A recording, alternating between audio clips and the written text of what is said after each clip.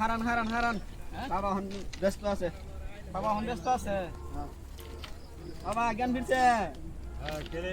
বাবা আমরা আইছিলাম আপনার দ্বারে বসেন বসেন বসেন ভাই এই যে বাবা